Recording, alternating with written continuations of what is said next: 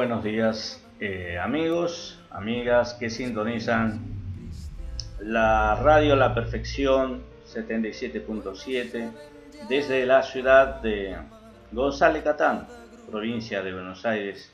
Quien les habla, el pastor Juan Carlos Alzogaray, va a estar tocando un tema muy importante y del todo polémico, ya que existen varias corrientes de pensamientos al respecto. Pero hay una cosa que estas corrientes, estamos hablando de la gran tribulación, hay algunas cosas que estas corrientes no tienen en cuenta. Una de esas cosas es que hay una guerra en el mundo espiritual, librada entre Dios y Satanás, en donde nosotros los humanos estamos involucrados en forma directa. El hombre responsable del planeta Tierra ha perdido total la autoridad sobre la creación que Dios ha confiado en la mano de nosotros los seres humanos. Entonces fue donde nació el Hijo de Dios para lograr recuperar el derecho que los hombres teníamos antes de que cayéramos en pecado. Ese derecho lo recuperó ampliamente, pero solamente es un derecho en donde se le da oportunidad a aquellas personas de buena fe de conocer la verdad de Dios, de conocer el amor de Dios, y como recompensa al conocimiento y a esa fe, Dios le promete la vida eterna en la presencia de Él. Pero también está la otra contrapartida, en la cual todos aquellos que no reciben este mensaje como algo que viene de Dios, como algo especial de Dios, tienen el serio peligro de ser condenados a la exclusión absoluta de la presencia de Dios, y eso en la Biblia se llama ser arrojado en el lago de fuego y azufre, en donde serán arrojados la bestia, el falso profeta y Satanás. Esta situación ha creado en que los intérpretes bíblicos no han tenido en cuenta, ¿qué cosa? La inspiración de Dios. Cierto que todo hay una regla cronológica en el Apocalipsis, también en otros profetas menores, en donde se refiere a lo escrito del Apocalipsis. Hay cronologías y hay cosas que parecen anacrónicas, o sea, fuera de tiempo. Sin embargo, buscando en las Escrituras veremos cómo se van concatenando esas profecías para que nosotros, los hijos de Dios, podamos entender esta verdad absoluta. Una verdad absoluta de Dios. ¿Para qué? Para que podamos estar preparados. Entonces, por un lado, no se han tenido en cuenta la interpretación como fundamento, la inspiración de Dios a través del Espíritu Santo. Número 2, creer que Dios en siglos pasados haya revelado a unos cuantos hermanos, hombres humanos, toda la conclusión del Apocalipsis, es un error terrible que Dios no lo hubiera cometido jamás. Porque revelar a los hermanos de los años 70, de los años 50 y otros años anteriores a ellos toda la verdad del Apocalipsis no hubiera sido un regalo para Satanás. Conocer los planes de Dios de antemano hubiera sido un regalo de Satanás. Satanás no puede entender hasta el final todas las cosas, al punto tal que hay una visión que Juan vio, que es las voces de los 7 truenos, que el Espíritu Santo le dijo no escriba, eso está oculto. Dios en todo tiempo va a dejar una carta, muchas cartas en la mano, porque hay un enemigo que busca entorpecer el plan de Dios.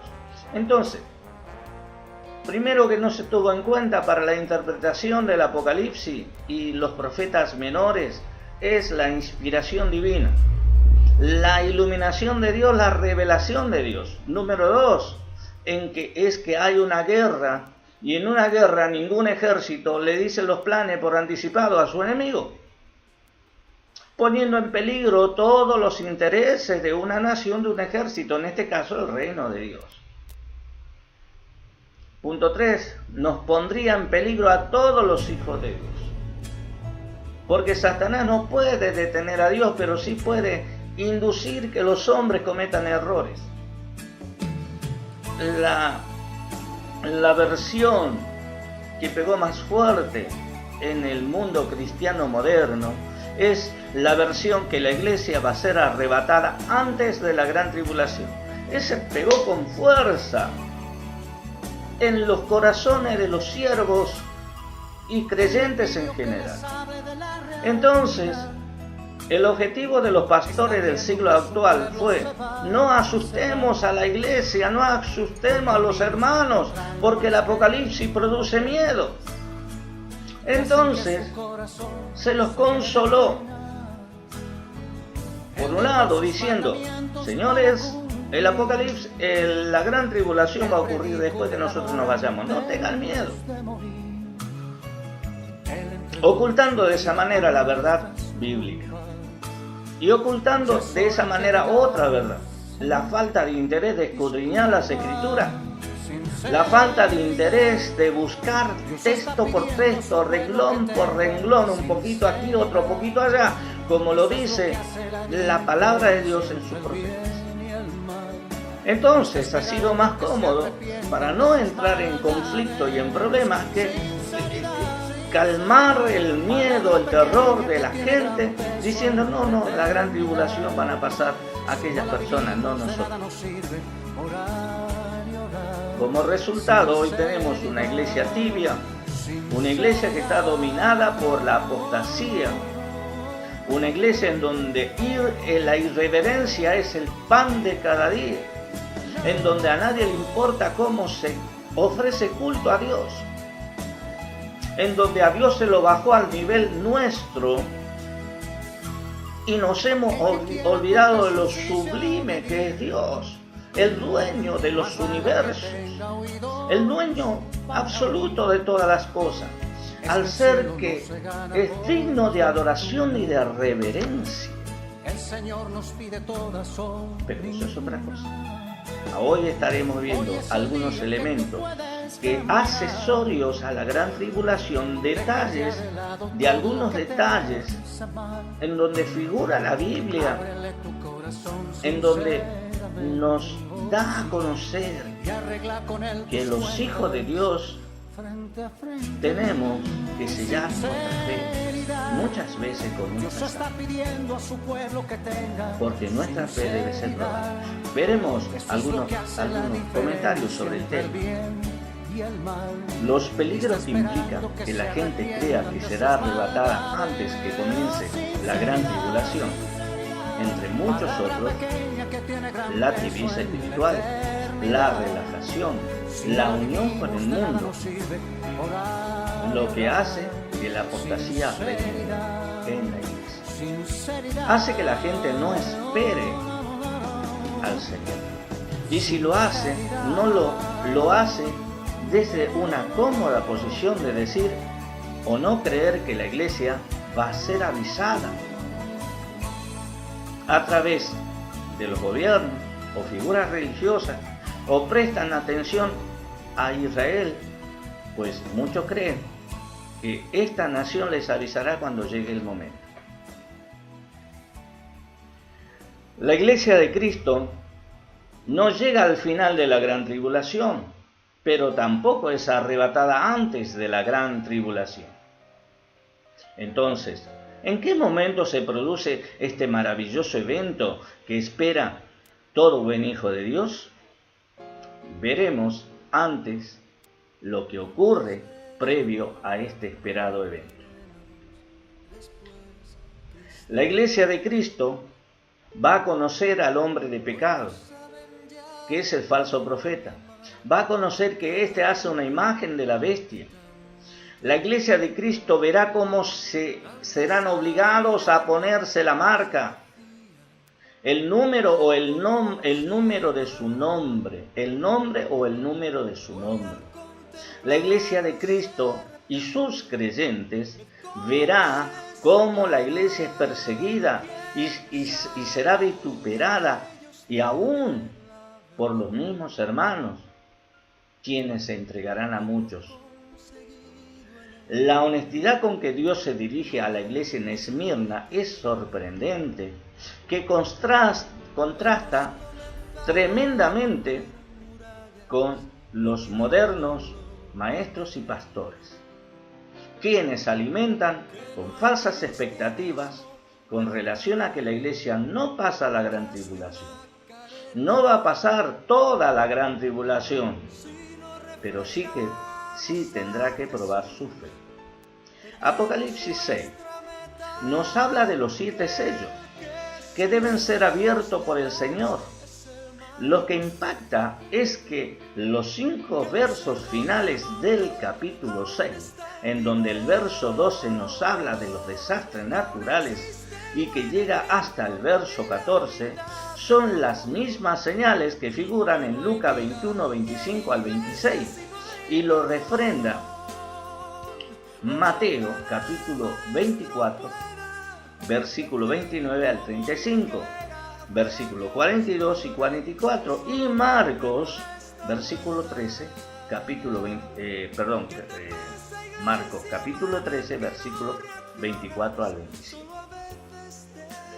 Por lo que este pasaje ilustra el inicio de la gran tribulación, cuyo comienzo fue con el gran terremoto y tsunamis que ocurrió el 24 de diciembre del año 2004 en el sudeste asiático, que se llevó por delante a una cantidad impresionante de países pequeños, y más de 200.000 personas perecieron y otras hasta el día de hoy están desaparecidas. ¿Qué ocurrió el 24 de diciembre del 2004 en el sudeste asiático y que en adelante se agravó sobre toda la tierra hasta el día de hoy? En la Argentina, grandes quemazones. En la Patagonia, casi 1 millón de hectáreas incendiadas y cientos de miles de ganados perdidos y sus pastizales. Sin olvidarnos que Santa Fe está padeciendo grandes inundaciones con tormentas y temporales sobre Córdoba y al sur de Buenos Aires. Todo esto ocurre en el primer mes del año 2017.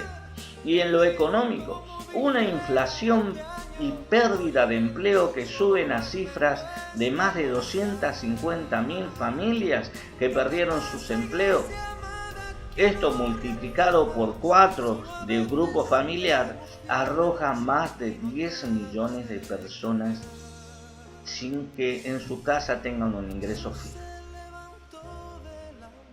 ya sea por disminución o cierre de fábrica o industria, entre los cuales existen cientos de hermanos en la fe que pasan estas duras pruebas. ¿Qué pastor iría a decirles que para ellos no es una gran tribulación? En estos momentos, Estados Unidos y Europa están pasando los fríos más grandes de los últimos tiempos.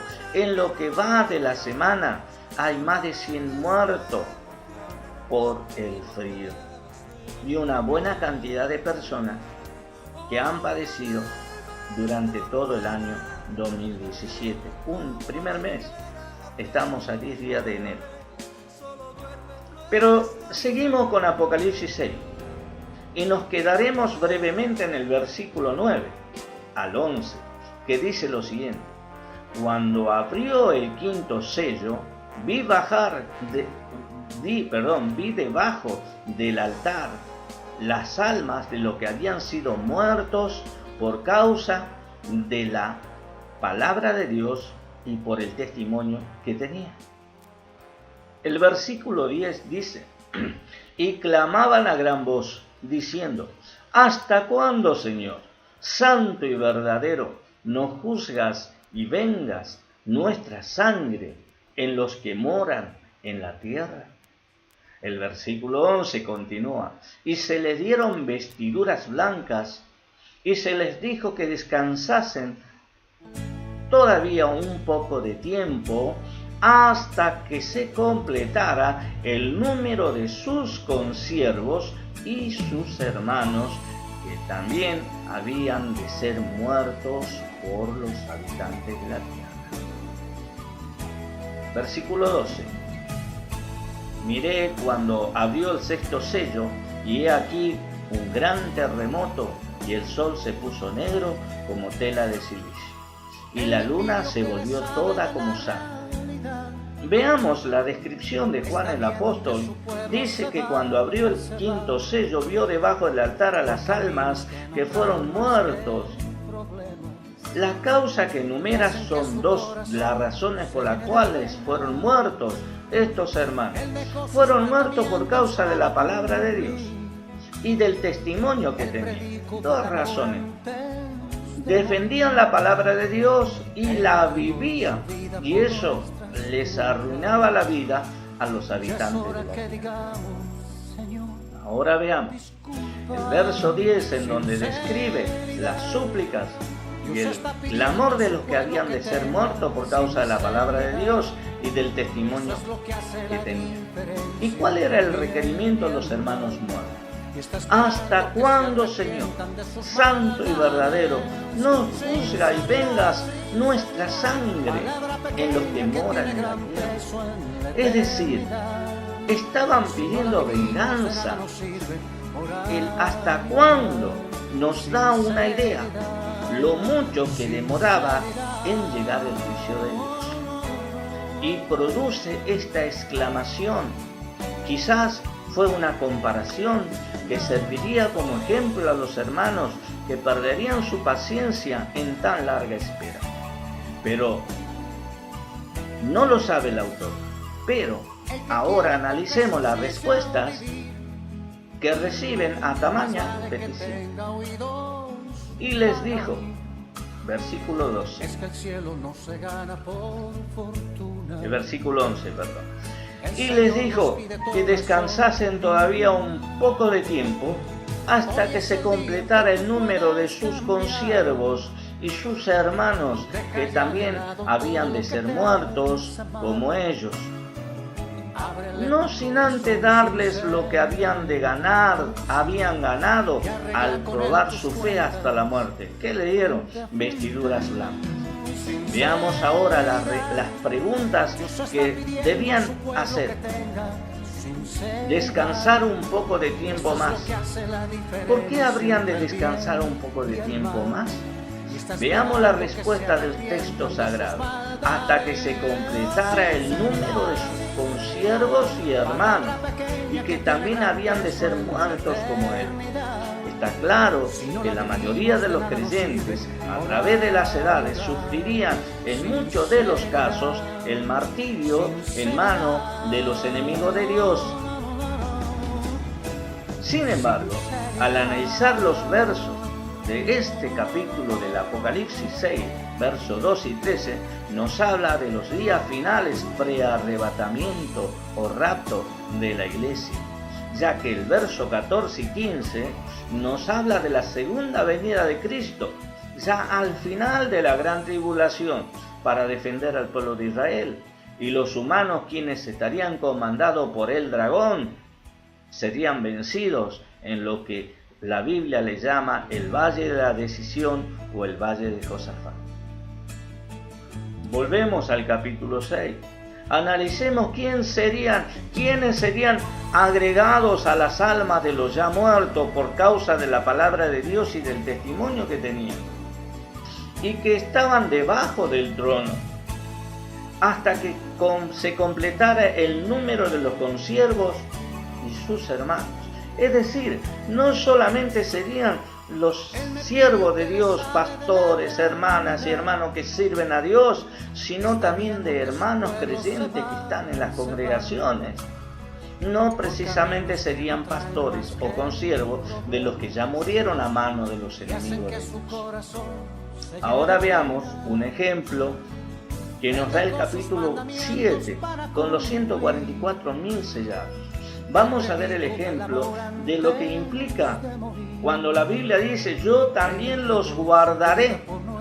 No significa que Dios los sacará antes de, sino de protegerlo de. Eso es lo que implica el vocablo yo también les guardaré. Y veremos un ejemplo concreto en los 144. Veamos el cuidado de Dios y de lo que implica la palabra o el vocablo guardaré, que dice en el capítulo 14:1. Dio 4 ángeles en pie sobre los 4 ángulos de la tierra. Este versículo tiene el parecido de los 4 ángeles que figuran en Apocalipsis 9:14. ¿Qué dice el texto? Después de esto, versículo 1, después de esto vi a otros 4 ángeles en pie sobre los 4 ángulos de la tierra, que detenían los 4 vientos de la tierra, para que no soplase viento alguno sobre la tierra, ni sobre el mar, ni sobre ninguna. Y escuche lo que dice el verso 2. Y esto le va a dar una confirmación que el vocablo yo también te guardaré de implica protegerlo de, cuidarlo, que no se pierdan de. Vi también a otro ángel que subía de donde sale el sol y tenía el sello de Dios vivo, del Dios vivo, y clamó a gran voz a los 4 ángeles a quienes se le había dado el poder de hacer daño a la tierra y al mar. Reciben una orden estos 4 ángeles. ¿Cuál es esa orden? No hagan daño a la tierra, ni al mar, ni a los árboles, hasta que hayamos sellado en sus frentes a los siervos de nuestro Dios. Ahora note el cuidado que Dios tiene por sus siervos, pues ordenó que no dañe a la tierra, ni al mar, ni a los árboles, hasta que hayan sido sellados a los siervos de nuestro Dios. Cierto que estos 144.000 son los israelitas que pregonarán el evangelio durante la última parte de la gran tribulación. ¿Y a quiénes predicarían? ¿Al mundo? No, a los judíos, llamándoles al arrepentimiento.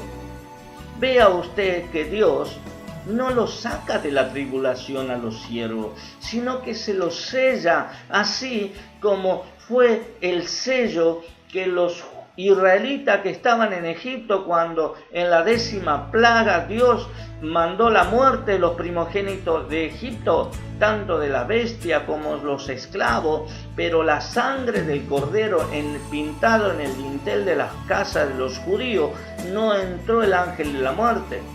Los guardó de esta gran tribulación que pasaron los egipcios. No los sacó antes, los dejó adentro de la tierra de Gosén. No los sacó, pero hizo diferencia entre los hijos de Israel y los hijos de los egipcios. Veamos esta gran realidad. Cierto, ya dijimos que estos 144.000 son los sellados, los siervos que predicarían en la última etapa de la gran tribulación a los judíos en la tierra. Ahora veamos en el Apocalipsis 16:13.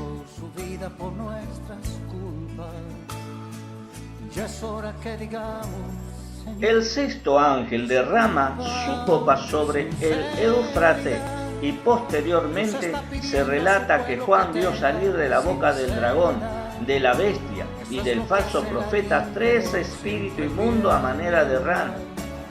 Y veamos el texto, versículo 13. Y vi salir de la boca del dragón, de la boca de la bestia y de la boca del falso profeta 3 espíritus inmundos a manera de rana. Y posteriormente la actividad de estos espíritus inmundos, verso 14, y seguidamente hay una exhortación que el Señor hace. ¿A quiénes lo hace? ¿A Israel?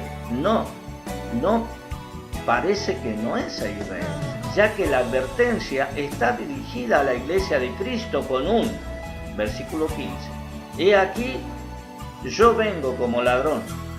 Bienaventurado el que vela y guarda sus ropas, para que no ande desnudo y vean su vergüenza. A la iglesia Laodicea le dice, la iglesia que va a permanecer una parte del arrebatamiento es la iglesia tibia. Esa iglesia no dice la Biblia que se pierde, sino que el Señor la llama al arrepentimiento y le consuela diciendo, yo amo y castigo a quienes, yo castigo y disciplino a quienes amo. En hebreo también hace referencia a esta verdad eterna. Y guarda su ropa. He aquí yo vengo como ladrón. Bienaventurado el que guarda sus ropas, para que no ande desnudo y vean su vergüenza. Es la iglesia Laodicea, es el tipo de la iglesia creyente del siglo final, previo al arrebatamiento, en parte de la gran tribulación en que los hijos de Dios tengan que soportar. Ahora veamos un poco más. El Señor le llama al pastor de la Odisea. ¿Cómo le llama? Versículo 17. ¿No sabes que tú eres un desventurado, miserable, pobre, ciego y desnudo? ¿Qué cosa era el pastor de la iglesia de la Odisea? Desventurado, miserable, pobre, ciego y desnudo. Cinco cualidades que destruían la fe de la iglesia en Sardis. Y después le aconseja en el versículo 18. ¿Qué dice en el versículo 18? Por tanto, yo te aconsejo que de mí compres oro refinado en fuego para que seas rico, y vestiduras blancas para vestirte, y no se descubra la vergüenza de tu desnudez. Y entonces, juntamos este texto del capítulo 2, versículos 17 y 18, con el texto del capítulo 6, y veremos que se refiere a la iglesia de la Odisea, que en los tiempos, en una parte de la gran tribulación, estarían todavía en la tierra. ¿Qué dice? Acá lo veamos, versículo 15. Aquí yo vengo como ladrón. Bienaventurado el que vela y guarda su ropa, para que no ande desnudo y vea su vergüenza. ¿Y qué le dice a la iglesia de la Odisea? Que compre de Dios oro refinado en fuego para que sea rico verdaderamente, y vestiduras blancas para vestirte, y no con la vestidura del mundo, como hoy muchas iglesias no están usando la vestidura blanca ni la riqueza de Dios, sino que están usando los oropeles de este mundo para impresionar a un mundo que no quiere saber nada de Dios. ¿Para qué Dios le invita a comprar vestidura blanca? Para que no se descubra la vergüenza de su desnudez. Está dirigido a las mismas, tiene un mismo objetivo este texto bíblico. Es terrible como delante de nuestros ojos se están revelando las verdades divinas. Que no se descubra la vergüenza de tu desnudez, y unja tus ojos con colirio para que veas. El Señor Jesucristo le está diciendo a la iglesia de la Odisea que ¿qué es lo que era la iglesia de la Odisea? Es terrible lo que dice que era. Veamos: desventurado, miserable, pobre, ciego y desnudo. Ciego y desnudo es la palabra clave, que junta con este texto bíblico. Acá nos muestra la iglesia de Cristo en medio de la tribulación, vestida con el ropaje del mundo y enriquecida con los oropeles de este mundo, en donde recibe un consejo de parte de Dios: que compre de él oro y que para que sea rico de verdad. Un oro refinado en fuego. El fuego implica prueba. El oro se lo prueba y la fe del creyente debe ser probada. La iglesia de la Odisea estaba huyéndole a las tribulaciones, a las pruebas. Estaban tal vez recibiendo el mismo consejo que hoy reciben: no se preocupen, nosotros no vamos a pasar la gran tribulación. Acá Dios le dice, no solamente que compre oro refinado en fuego, sino que se compre ropa para que nadie vea su desnudez, para que se cubra, para que se vista con la ropa santa, de santidad que viene de Dios. Y lo deja para el final. Unge tus ojos con colirio. Le dice a la iglesia de la Odisea, mirá la verdad, deja de vivir en tu fantasía. Mirá la realidad del mundo, mirá las pruebas, las tribulaciones que están ocurriendo alrededor de la tierra. Yo estoy cerca. Y aquí yo estoy a las puertas y llamo. La iglesia de la Odisea sería advertida, exhortada por un ministerio a nivel mundial, que es el ministerio que promueve la venida de Cristo, el retorno de Cristo, el arrebatamiento, la victoria de la iglesia. Apocalipsis 3:18 es lo que hemos leído. Y el comentario del autor, que es quien les habla, el pastor Juan Carlos Alzogaray: si no estuviera la iglesia en la tierra, sería muy redundante el consejo. ¿Para qué decirle estos consejos si la iglesia no está pasando la gran tribulación? Seguiremos analizando el mismo patrón en varios pasajes de la copa de la ira de Dios y de la séptima trompeta. Esto es la primera parte.